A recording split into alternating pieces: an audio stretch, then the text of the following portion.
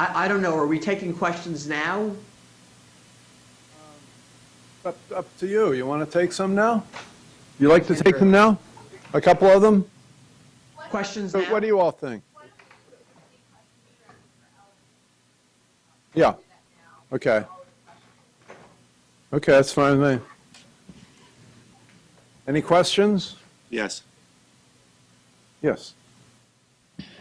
Thank you very much, Elyn, for sharing your story. We very much appreciate it. Where are you and who are you? I am a geriatrician. I'm one of the 4 members for the Global Violence Prevention.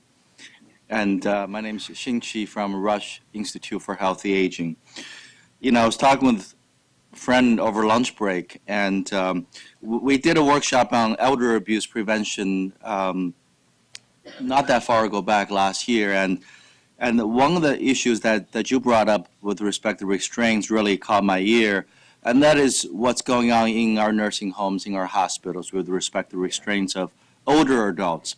And we're not talking about just physical restraints, but also chemical restraints as well, where we know that especially amongst the older adults with the cognitive impairment, the advanced dementia, those with the neuropsychiatric symptoms, you know, physical restraints and chemical restraints are used too often, often without evidence.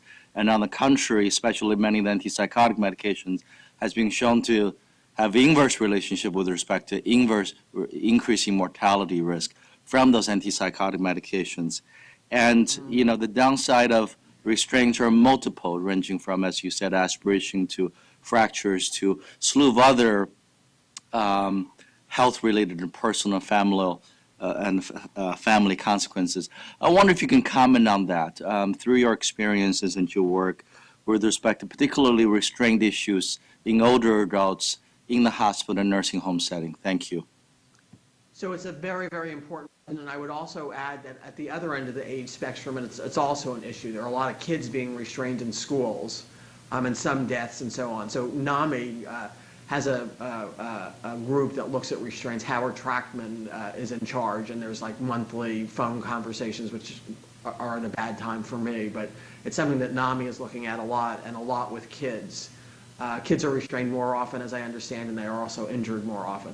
Older people is an incredibly important problem, and I looked at kind of mechanical restraints in psych hospitals, but patients with dementia or psychotic illnesses who are older, who are at risk of falling out of bed or at risk of falling if they start to walk. I mean, it raises a lot of other complicated issues. So some of the incentives for restraining and some of the benefits for restraining perhaps are greater there, but some of the costs might be greater too. Someone who's scared and someone who has dementia and doesn't really understand what's going on and feels upset and feels in pain, it's probably going to be more traumatic for them than it would be for someone who has, you know, understands what's happening and why.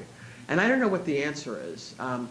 You know, I have to say I was actually in the hospital for a UTI, for a urinary tract infection that had spread, and I was somewhat delirious. And I just vaguely remember this, but they actually had someone sit with me so that they didn't have to restrain me. And I was really enormously grateful for that. So that's a really important problem, and it's something that I might like to turn to at some point in my career to think about all the issues and what should be done. I mean, clearly, if like you have a unit that has 30 people and all of them are at risk of walking away or falling or whatever, you can't have enough staff to stay with everybody. But there have to be better ways than what we're doing, I think. I would just like to share with you an experience that I just Identify had. yourself. Oh, my name is Frances Ash Goins. I'm a board member for the Global Forum. But I just had an experience that I didn't know happened. But in this hospital that my daughter was in, the hospital's bed was programmed so that because they were afraid that she would fall if she got up by herself, that she always had to call a nurse. So the hospital bed was programmed so that if she tried to get out, the alarm would go off. What a fantastic idea. Yes, yes. It was fantastic. I'd never seen it before in my 40 years as a nurse. Wow, wow, cool. Any other questions of Elyn? No? Okay. Thank you very much, Elyn, and I hope you'll stick around. Yeah, I can stay around for about another 45 minutes. Okay, that's what we have. That's okay. Yeah, that's good. It's our time.